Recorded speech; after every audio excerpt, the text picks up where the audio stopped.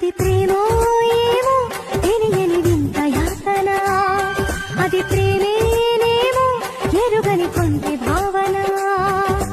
ఏదో ఏదో అయిపోతుంది